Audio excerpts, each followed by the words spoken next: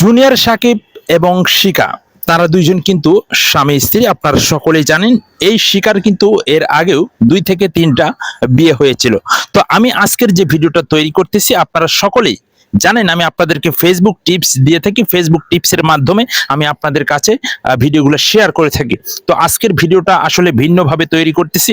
আশা করছি আপনারা যারা ভিডিওটা দেখতেছেন ভিডিওটা একটু শেয়ার করে সবাইকে দেখানোর সুযোগ করে দিবেন। দেখুন, এই জুনিয়র সাকিব কিন্তু এর আগেও আমরা দেখেছি তার নাটক, অভিনয়, গান অনেক কিছুই তিনি করেছে। But junior Misha, junior Sakib নামে কিন্তু তারা পরিচিত। বাট জুনিয়র মিশাও কিন্তু এখানে রয়েছে। তো আমার কথা হচ্ছে সেটা না, আমার কথা হচ্ছে সেটাই। দেখুন, এই জুনিয়র সাকিবের যে গোপন অঙ্গটা কেটে দেওয়া হয়েছে। তো দেখুন, একটা ছেলে মানুষের, একটা পুরুষ মানুষের মূল যে সম্পদ সেটা হচ্ছে গোপন অঙ্গ। তো সেটা যদি না থাকে তাহলে সে পুরুষের কোনো মূল্য নাই, সে পুরুষের কোনো দাম নাই।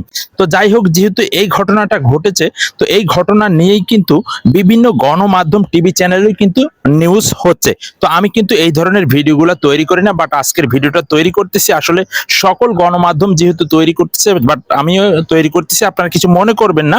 তো দেখুন, এই মহিলাটার এর আগেও কিন্তু 2 থেকে 3টা বিয়ে হয়। তার কিন্তু আগেরও ছেলে সন্তান রয়েছে। তো তারাও কিন্তু, বাট এই যে জুনিয়র সাকিব যিনি, তার কিন্তু তার সাথে কিন্তু অনেক তারা খারাপ ব্যবহার বা তাকেও কিন্তু অনেকটা মারধর করেছে। তো এর ভিতরে আমি বলবো যে জুনিয়র সাকিবের যে দোষ নাই, বিষয়টা কিন্তু তেমন না। তো এর আগেও কিন্তু তাদের সারাসারি বা জেলে যাওয়া, জুনিয়র সাকিবকে এর আগেও কিন্তু জেলে দিয়েছিলেন এই শিকা। আপনারা সকলেই কিন্তু সেই ভিডিওগুলো সোশ্যাল মিডিয়াতে দেখেছেন। আমি আপনাদেরকে বলতেছি ভাই, এখানে একজনের আসলে দোষ না, দোষ দুজনেরই। তবে আমি বলবো আসলে যতই দোষ থাক, যত কিছু হোক না কেন, যতই কিছু মারামারি কাটাকাটি যা কিছু হোক না কেন, বাট পুরুষের যে গোপন অঙ্গটা কেটে দেওয়া হয়েছে এ বিচারটা অবশ্যই হতে হবে। কারণ বাংলাদেশের ভিতরে এরকম ঘটনা, অনেক ঘটনাই ঘটতেছে। বাট এই ঘটনাগুলো আসলে সোশ্যাল মিডিয়ার মাধ্যমে আপনারা অনেকেই তুলে ধরতেছেন না। বাট আমি বলবো আপনাদেরকে ভিডিওটা একটু শেয়ার করে দিবেন। আর এই মহিলাটার যাতে দৃষ্টান্তমূলক শাস্তি দাবি করছি। বাট বাংলাদেশের জনগণ অবশ্যই এটা শাস্তি দাবি করবে। অবশ্যই আপনারা কমেন্ট বক্সে জানাবেন যে এই মহিলা শিকা তার কি শাস্তিটা হওয়া উচিত। তো আসলে তার দৃষ্টান্তমূলক শাস্তি দেওয়াটাই উচিত। কারণ যে কাজটি করেছে তিনি, আসলে দেখুন, তিনি কিন্তু মদের ভিতরে আসলে ঘুমের ট্যাবলেট খাওয়ায়া তাকে কিন্তু এই কাজটা করেছে।